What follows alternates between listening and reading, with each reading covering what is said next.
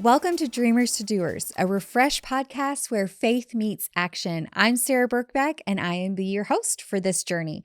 I would love it if you guys could like, subscribe, and definitely leave a comment below. We want to know what the Lord's doing in your heart through this podcast, and we definitely want to know what are some of the dreams in your heart. This interview is a little awkward because I'm actually introducing myself. I'm really excited for you to get to hear the behind the scenes and the story of really how Refresh started and how we are here today talking about dreams and talking about doing. After lots of talk, the producers decided it would be really cool to hear the heart behind the podcast, to understand when I started the ministry of Refresh and kind of my story. And so we've flipped the script, and this interview is actually me. And so my great friend Carolina Flores has agreed to do the interview. So I'm really excited for you guys to get to listen in on a little bit of behind the scenes of my story and how Refresh really started. Welcome everyone to the Dreamers To Doers podcast. I know I'm not your host. This is not Sarah Birkbeck in this seat, but we are so excited to welcome Sarah to the show. She's been interviewing everyone, and we thought it would be fitting to have her sit in the hot seat today. And so, Sarah, welcome to your own podcast. Hey, thank you. This feels fun to be on this side. Are you ready to be in the hot seat? I don't think so, but I'm here for it. We are so excited, and I'm speaking for everybody listening, to hear your side of the story and how you became a doer, how you went from dreaming this incredible God dream on your life that is Refresh and is now, grown into even this podcast and everything that Refresh has done over the past over decade now. I am excited to bring listeners in to a deeper behind the scenes story of who is Sarah and where did this idea of Refresh come from and where it's headed. So, well, I'm not gonna lie, going back to the podcast part, this is my first podcast, first little time. When I'm driving here yesterday when we started all the recordings, I'm like, never mind, I don't want to do this anymore.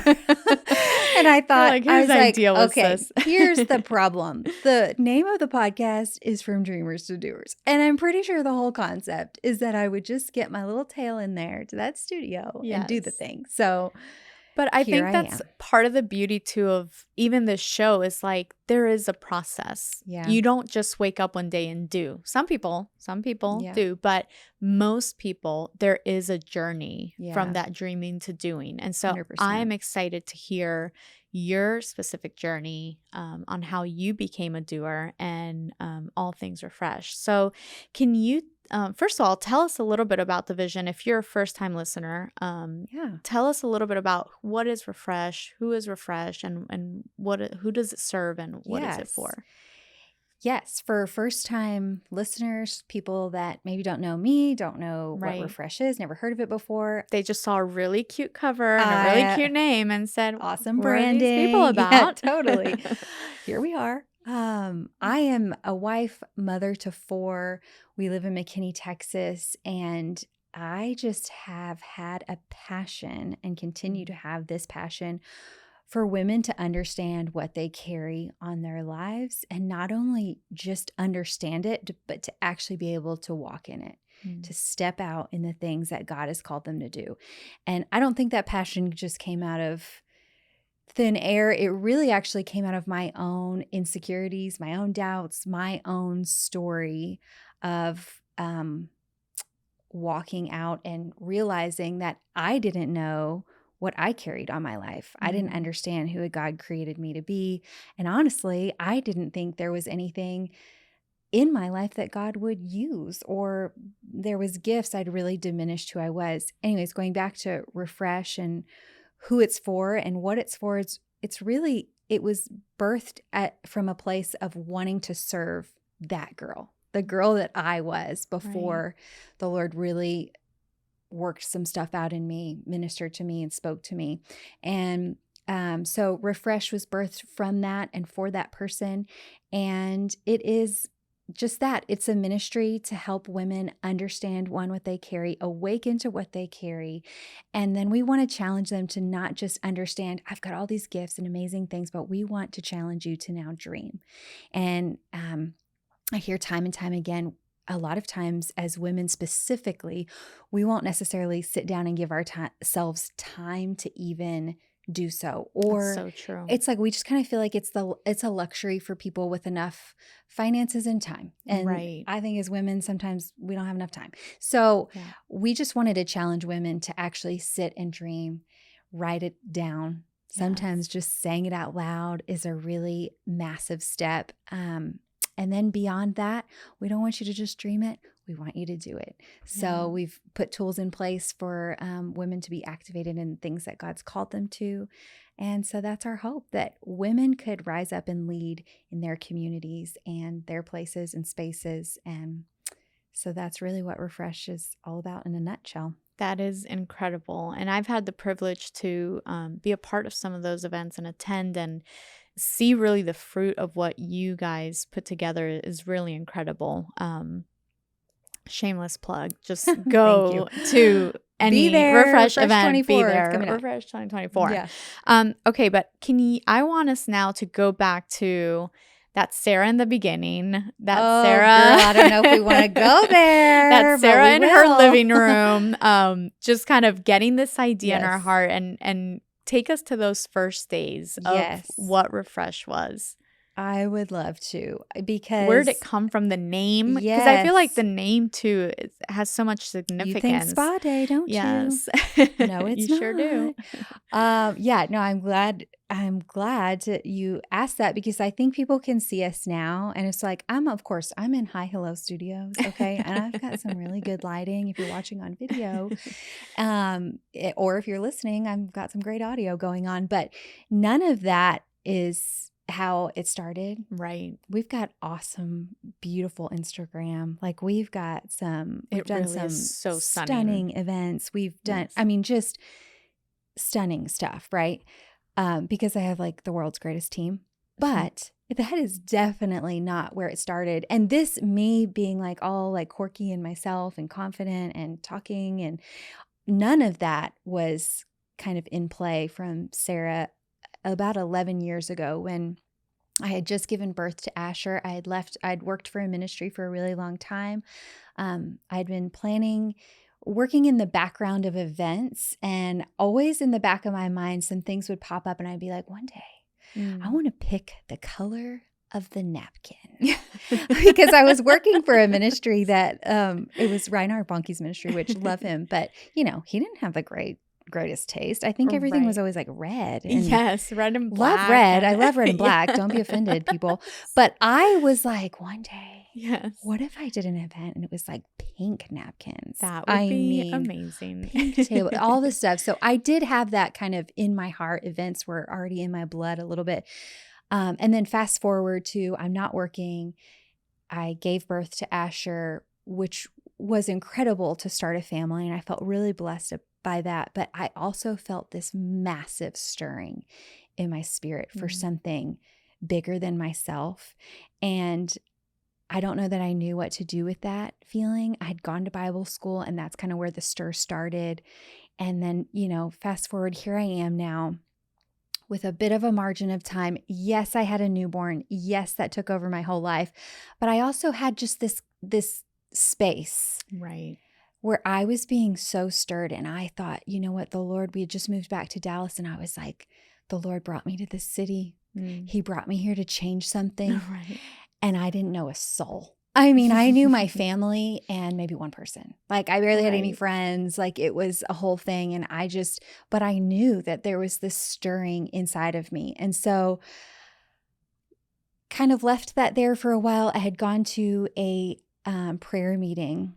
Michelle and Alec Brogan came, they laid hands on me. I don't even know. It was just a random worship night. I don't even know what they prayed, but it was like fire. It was just one of those, I think we go through these times, we have these times with the Lord where there's just these really significant mile marker times in his presence. And that was just one of them for me, where he really marked me in that moment. And I was driving home in the car, blaring some worship music or something, probably driving too fast on 121.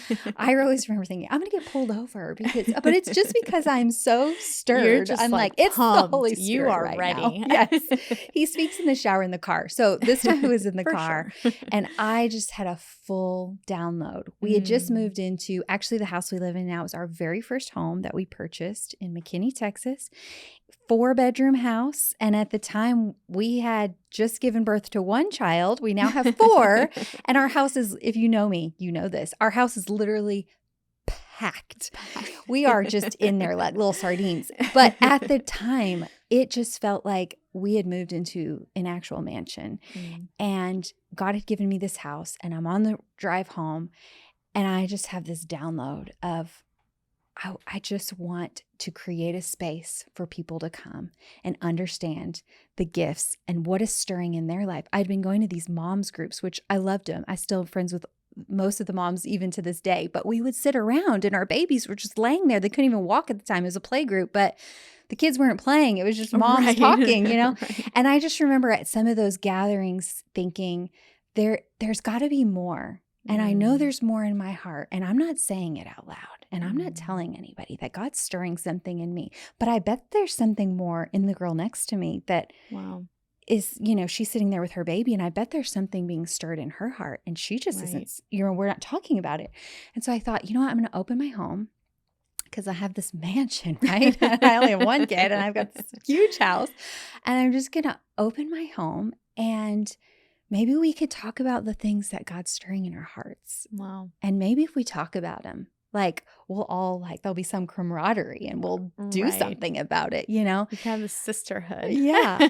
And so after that period of time, I really prayed about what does this, look like? And of course, coming out of events, out of CFAN, which did everything in such great excellence, I had that in my heart to go all out. And I remember, okay, I want to host this event, but I'm going to host it and again, I didn't know anyone. So I just invited the very few people I did know. And I was like, I'm going all out. This is a conference for 1,000 people and they will get the best bags. And I'm going to handwrite some sort of beautiful name because I don't have a designer to do anything for me right now. And so I went all out and the Lord gave me the word refresh right before I hosted. And I thought, well, that's cute. And I even themed the first one spa theme because I'm thinking refresh. Yeah, we're going to come refresh ourselves. Spa-like. But Carolina, when I looked up the definition of the word refresh, to enliven, to stimulate, to fortify. And then my eyes came across the word to revive. I was so struck by, okay, God was not putting this cute little sweet idea to gather a few friends and get together cute spa bags, even though that is exactly what I did. Yes. He was doing something so much bigger than me. And there was some dormant gifts and dreams in my life that I knew he wanted to revive. But not only that, he was going to revive the gifts and dreams in the lives of the women that I would gather. And so I knew it from that moment. It was a really big vision. And then there it started in my living room. That's incredible. And how many women did you have at that first gathering in your home? Yeah, the first one, there was... I literally can never remember, but I can actually see all their faces. So why can't I just remember? It was 5 of us. Okay. There was 5 of us. Wow. And I can see all their faces. And now you have ballroom conferences with 200 women and it's incredible.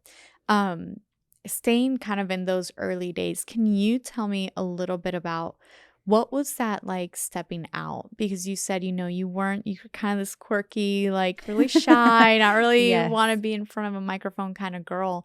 What was that moment of stepping into that dream? Because I'm sure the events part was easy and everything, looked amazing. You're an incredible hostess. So I know that part was easy, but how did you kind of overcome that part of actually stepping out into now, you have these 6 women, it's a beautiful place, but what are we going to talk about now? Oh, that's such a good question because I think that's where it all froze for me of I did. I got so excited about the idea. I loved the name. I loved the concept. I did know that this revive thing, I'm like, God, I don't know. I'm just Yeah. this little meek girl. I had really lived a life of insecurity, Mm, a lot of self-doubt, a lot of just diminishing myself to a certain, I don't know.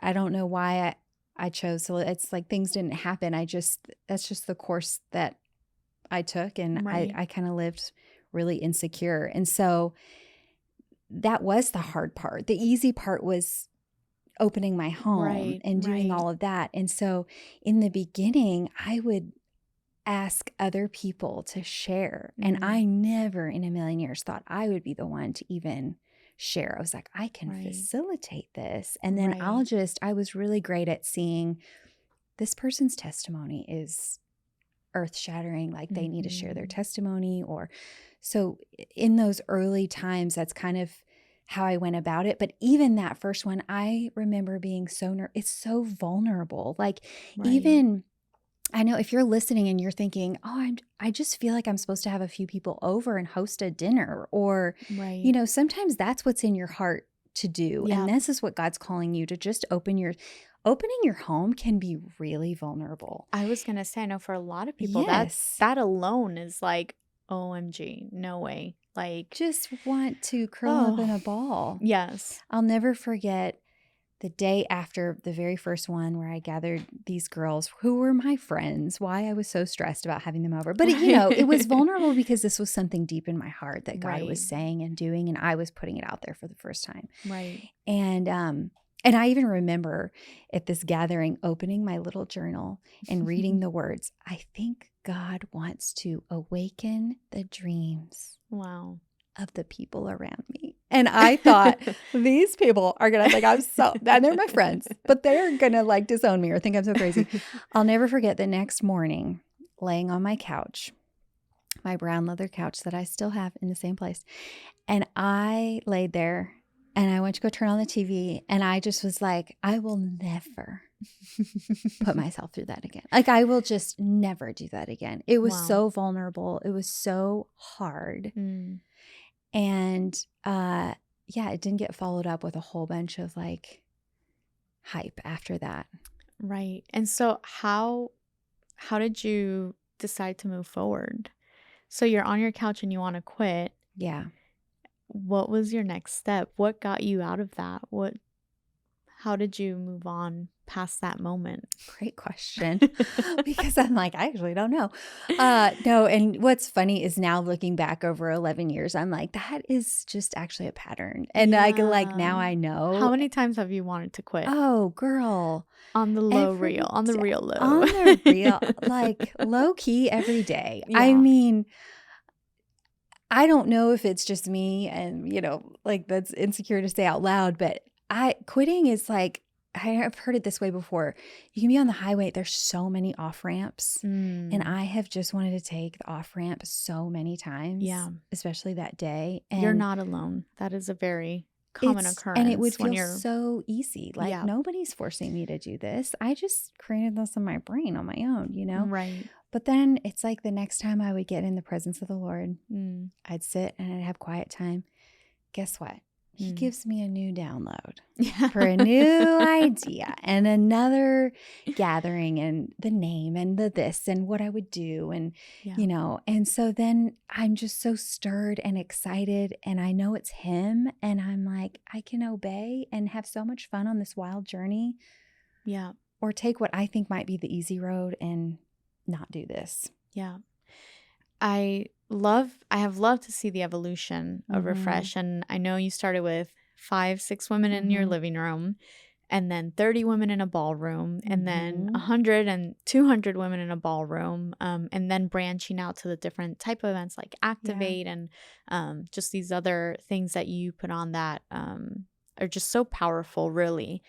One of my favorite things about Refresh is the culture at Refresh.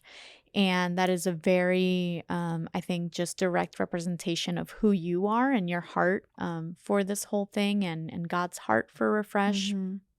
How have you cultivated and nurtured that culture? Because one of the things that's very common among women's groups and Mm-hmm. especially in the church and the reality, I know that everyone's like, oh, we're besties. Yeah. But the reality is there's tons of cliques, there's Yeah. tons of favorites, there's tons of just cattiness and comparison and Yeah. things like that. And one of the things that I've really admired about Refresh is the culture, that none Mm-hmm. of that really exists at Yeah. Refresh. And if there's any type of anything similar that pops up, it's Mm-hmm. immediately squashed, and there's no sense of competitiveness or comparison. Yeah. It's really a culture of sisterhood and of collaboration and Mm-hmm. encouragement.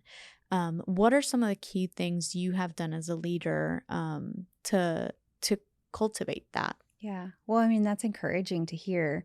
And we do get that a lot. I Yeah, mean, that's because it's true. one of the number one things people that kind of get an inside look at our team, or they come and speak at the event and they Mhm. kind of get to see the background of how it all works. That's like one of the number one takeaways that they Right. have. And I honestly, I don't know. And I'm like, and as you're asking the question, I'm like thinking of the answer as you're saying that.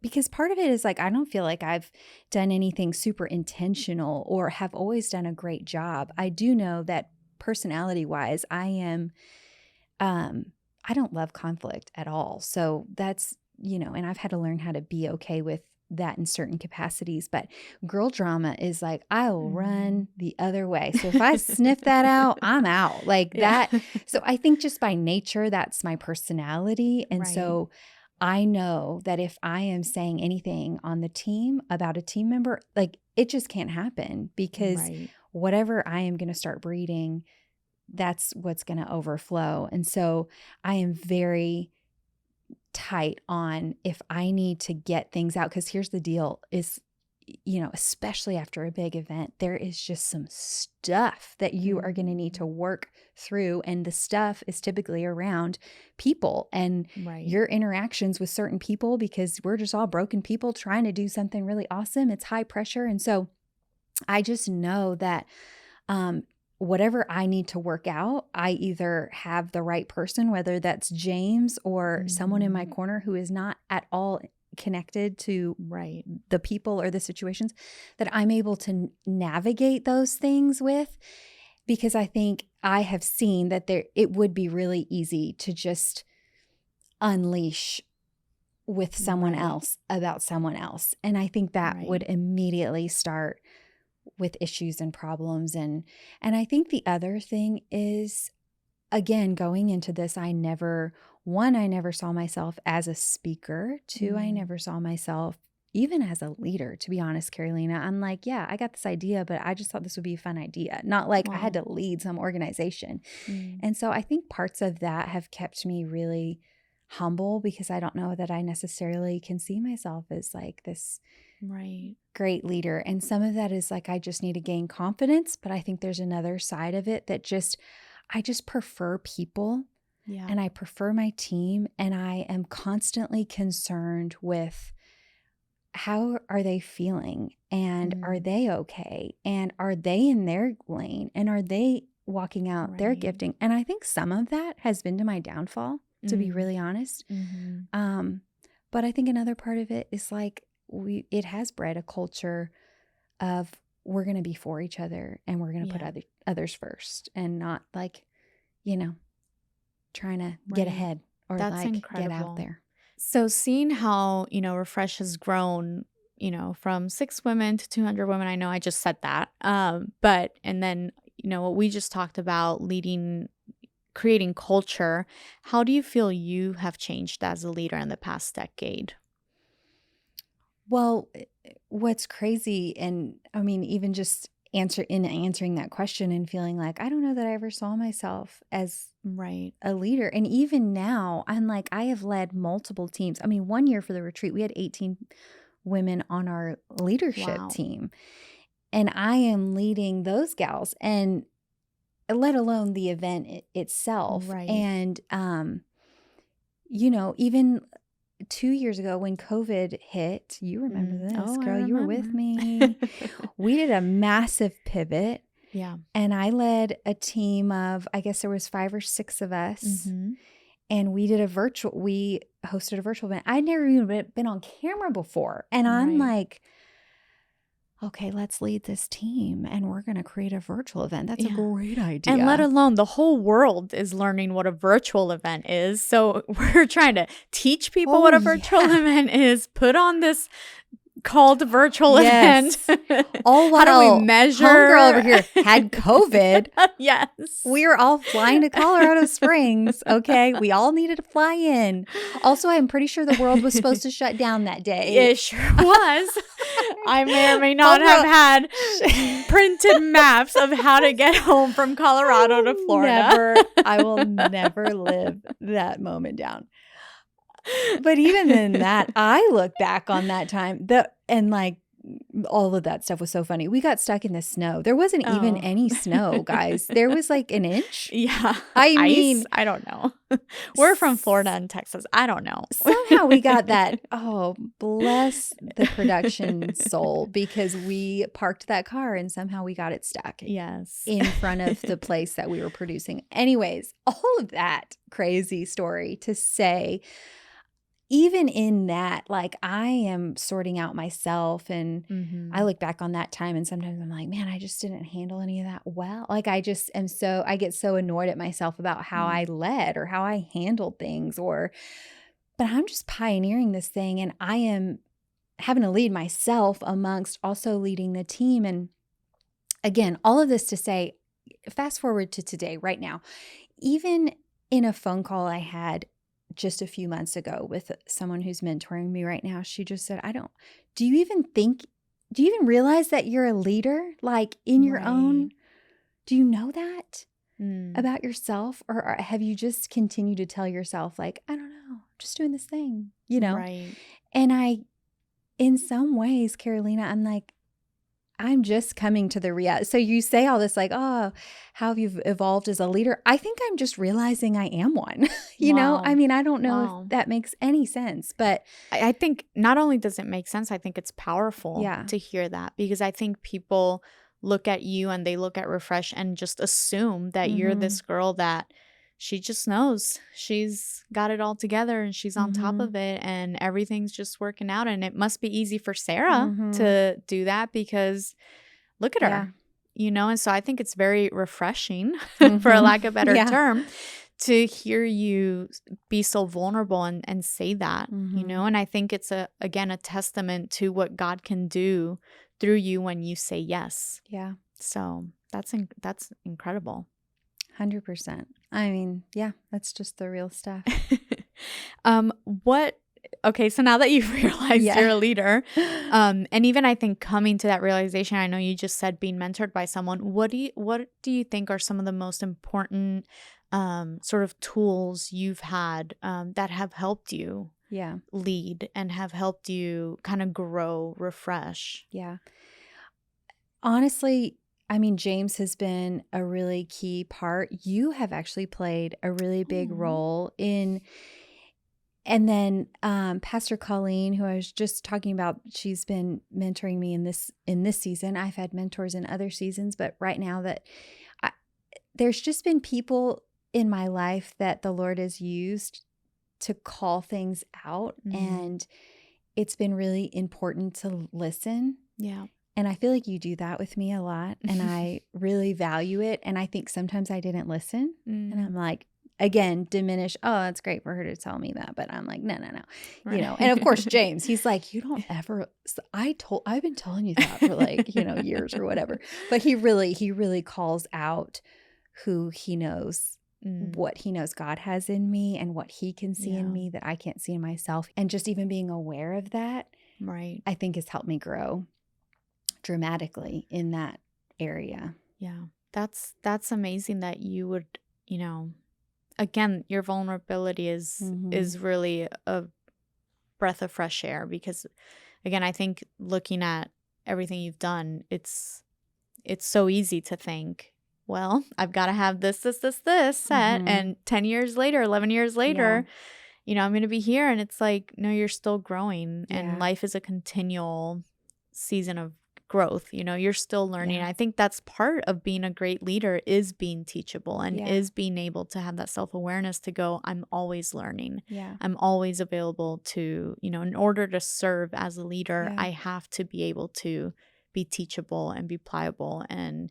as a believer, right? Yeah. That's a core of a part of our faith, is that we are always learning to be Yes. like Christ. So 100%. that is incredible. Now, kind of thinking in the future and kind of where Refresh is now, what is ahead for Refresh? Oh, girl. It's exciting. It has been, the last, I guess, 3 years have been pretty wild. Yeah. For the whole For the world. whole world. Let's just be real, okay? Yes. For the whole world. That's the understatement of a century. And I think we're all just working it out for the first time of like, what just happened? What did we just go through? Right. And Refresh really went through a series of changes. And not in the way that the mission or the vision changed. It actually got more sharp. But in the way of our mechanisms in which we were going to accomplish some of the things that we had in our heart to do. And so moving to virtual and things like that, and doing that for the last couple of years. And then this year coming back for the first time as one big gathering, and having added in Activate and all these different things. We were like, man, what are we doing? Like, we're trying all these things. We're seeing holes and gaps. And so we would fill in with another solution. And we just looked at all of it. And honestly, Carolina, what's crazy is it was after Activate. So we crazy threw something at the wall, right? And we were like, women are writing dreams down, but then they're not doing anything with it. Right. They're coming back next year and it's all still on their paper, which is fine if the Lord has you in a waiting season. But it's not fine if this is where it's just going to die. Right. And so we were like, what do we do? So we threw this idea on the wall to do Activate.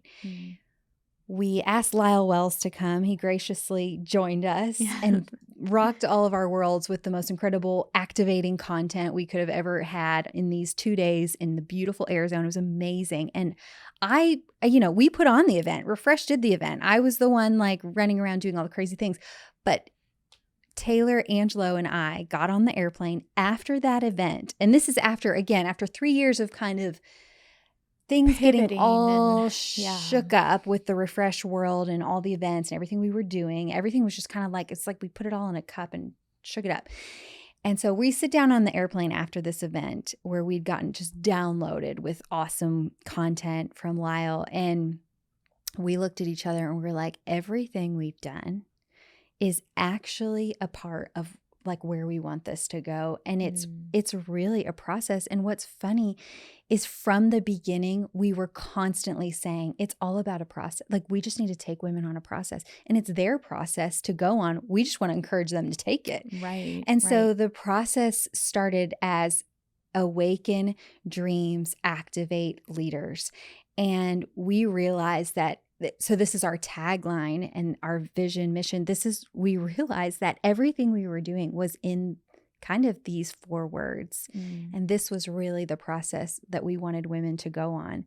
And so we started with awaken, and we said, we really want women to awaken to what they carry for the kingdom. We want them to understand that there is something bigger on their life. There's something outside of them that God is calling them to. Every single Christian woman, there is something in them that God is calling them to. There's something that they carry, and we want them to see it. But it didn't stop there. We didn't want them to just see, oh, I've got these great gifts. Oh, cool. Awesome. Right. God's giving me this. Going back to my bubble. Yeah. So we created Dream Lab. So the awaken part, we really go in on that at our bigger events. Right. And so when we gather, we typically do that in the Dallas-Fort Worth area. We gather in a ballroom or a large venue, and there's 150 to 200 women where we go in, and that is really what that is all about. And it's this awakening to what we carry. And then we move you straight from that into what we created, a course called Dream Lab. And so, because not only do we want you to understand what these gifts are that you carry, we want you to dream in light of eternity. Now knowing, hey, God's gifted me with this gift of hospitality. God's gifted me with this amazing house that I thought was a mansion 12 years ago. Okay, so Lord, I'm here. Like, Right. I am your daughter. I am called to bring heaven to earth. I want to build your kingdom. Right. We got to challenge these women to actually dare to dream. Mm. And that's a scary thing. So that's what Yeah. we do next. We offer that live. We offer that digitally on a course that we created. And so we put them through that process. It's an incredible, I believe, 8-session. When we do it live, we take about 3 to 4 hours to go through it. And it is incredible. And at the end, you walk away having had time and space, capacity, and having just worked through a lot of heart stuff with the Lord. And you'll walk away with dreams on a paper that He Which gives you. is huge. Mm-hmm. Most people don't even get to that step. Yeah. So, and I think the way you guys facilitate that space to do that is you do it first of all in such a beautiful way. You feel worthy of dreaming. Mm-hmm. You make women feel like, Yeah. hey, you're worthy of even having a dream, Yeah. number one. And number two, not only are you worthy of it, but we're going to help you walk that part out. So that's absolutely incredible. So they dream. Yes. They walk away with dream on paper. Then what? They walk away with that on paper, and then we really encourage them to come be a part of our Activate event. That's amazing.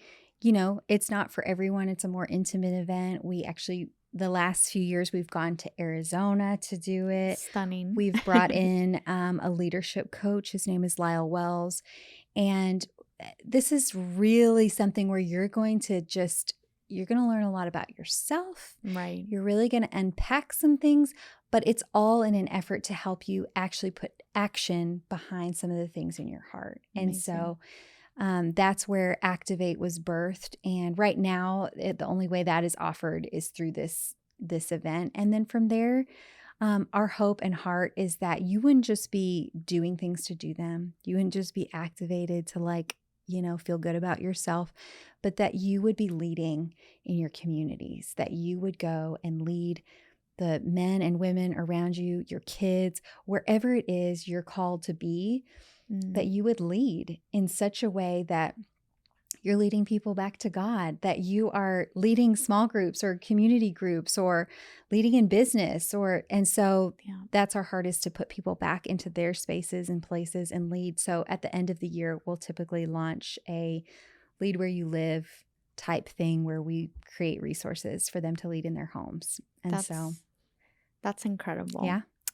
Well, Sarah, I want to ask you now just a few little sort of rapid fire, not rapid fire, but okay. I know you put people in the hot seat with these questions, so we are going to return the favor. Okay. What would the Sarah now, the Sarah today sitting in this room, say to the Sarah who started Refresh over a decade ago in that living room? It's going to make me cry. Oh.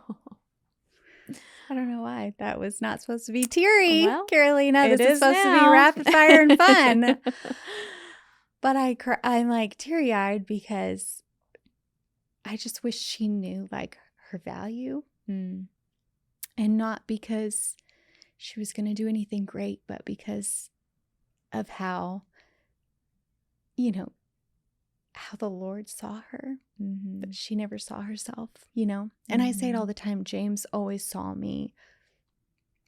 He saw things in me that I never saw in myself, but it's the same as, it's like the heart of the Father, And I think I couldn't see how he saw me, And so I wish I could understand then what I know now, and not value in, I've done some cool things and some great stuff and I have 4 kids, and not value like that, but just value in who I am as a person and how God created me to be, kind of funny and weird, and all of it's okay, and all those things that you think are probably what are going to hold you back are actually the things that are going to propel this incredible dream forward. I love that. What's crazy is that I feel like knowing you as a friend, I feel like that's one of your greatest gifts, is your ability to see things in people they don't see in themselves. Hmm. You've done that for me personally. Yeah. So that is like crazy wild That to is me. that is wild. That is a moment, Carolina. You thought we were going lighter. We were Listen, not. I thought we were going lighter, but I'm glad we had an Oprah moment there. All right. I would love to invite you to speak directly to the listener. I want you to talk to the person who perhaps is listening, who is in the middle, who wants to quit, who is probably dealing with disappointments and setbacks. Maybe their dream is not going is not playing out the way they thought it should play out. Yeah. And they're just like, I'm not called to this. I think I should just get off the off ramp right now. Yes. Can you speak to that person? I would love to. And I'm going to say sister because listen, there might be some gentlemen out there, including my husband, listening, and this could be for you too, but I like specifically, I just love talking specifically to you, daughter, sister, woman, because I think sometimes when we're collective, we can, as women, just put ourselves on the back burner, like, oh, that's great for my husband, but that's not for me. And so let me talk to you today and tell you I've been there, and don't take it.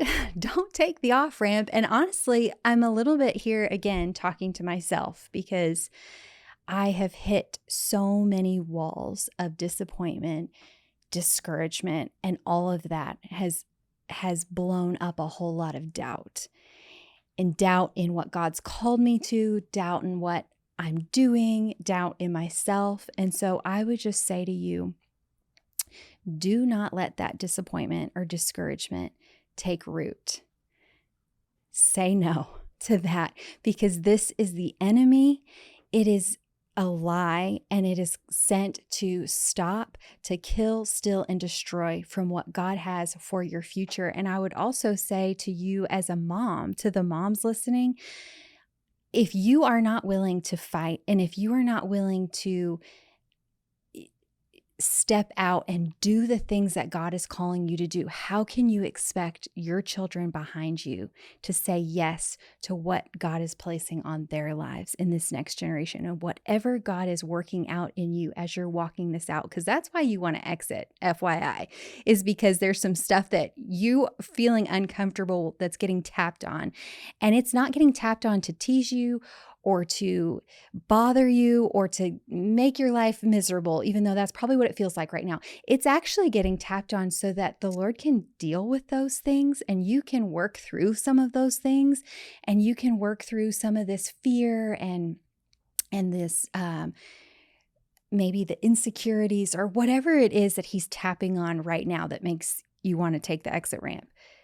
Be willing to press in and press through, because what you are not willing to work out, we're passing that to the next generation. And so a lot of times I think that's what keeps me going, and knowing that, one, God hasn't called me to stop yet. And if He does, I'm happy to take that exit round. Right. Send me the Lord. I'm just kidding. But two, how can I expect my kids to walk in the fullness of what God's called them to? Wow. If I can't get my bootstraps up and do the thing, you know? Wow. Like, even in that, the selflessness is amazing. Sarah, that was a word. I think I need to go take a lap now. Yes, girl. We love preached. That. Yes. That preached. That was so good. Thank you for sharing that. And last but not least, we have a fun question. Okay. And we want the truth. Okay. And nothing but the truth. I think I know How does Sarah Birkbeck get her brave on? Oh. Now, I know you said this in the last episode, but, you know, everyone knows that the Bible and Jesus and, you know, quiet time and worship music and all that. But what is that other thing, very practical thing that helps Sarah get her brave on? You know, I've been asking this question, and now I got it. That table got flipped on me. Okay. Man, I would say and I'm hesitant to say it because I feel like 55% 50% of the time it totally works. And then the other 50% of the time it's like, this is flat because you are not in the mood. But James can be my hype man. And sometimes you just need like a hype girl. You can be my hype girl sometimes. And I just need to like, sometimes just to hear like from someone else's, I mean, really going back to just how he has always seen me, but sometimes you just need to hear it. Like just someone, I just want to hear that I'm doing a good job. Yes. Or I am a really cool mom. Yes. Or I'm a good leader.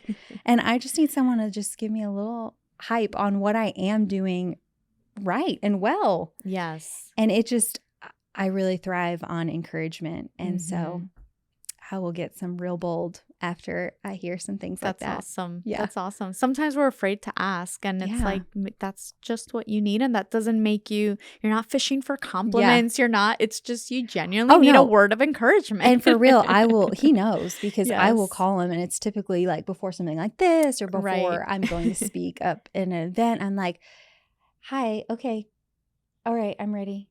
Like he knows I'm calling, and it's for one reason, and it's for you to tell me how cool I am right now. Yeah. Okay, I'm like, I just need a little courage. So I love that. Yeah. Well, Sarah, I have enjoyed this conversation so much. I did say that was the final question, but I have one final thing. Where can people go to learn more about Refresh? Connect with you, connect with the ministry. Yes. Get connected and plugged into what Refresh is all about. Absolutely. Refreshwomen.org is where you can find everything. At refresh_women is where you can follow the ministry on Instagram. You can follow me personally on Instagram at Sarah Helena. It's my middle name, guys. Oh. Birkbeck. Yeah. If you're curious, you know now. And I think that's all the spaces. And now there's a podcast. So you can find us somewhere in this world. All the podcast platforms. YouTube. Yes. That's crazy to say. Apple, Spotify, all the things. Well, Sarah, thank you so much for this incredible conversation. Thank you again. I think I speak on behalf of every single person listening, watching, that this conversation was so, again, we just have to use the word refreshing. Oh, thank you. But it really was. Your authenticity, your vulnerability has been a gift to all of us today. I know I've heard this story a million times, and just listening to you again and where you are today even is really incredible. So thank you again for listening. Thank you. Love you.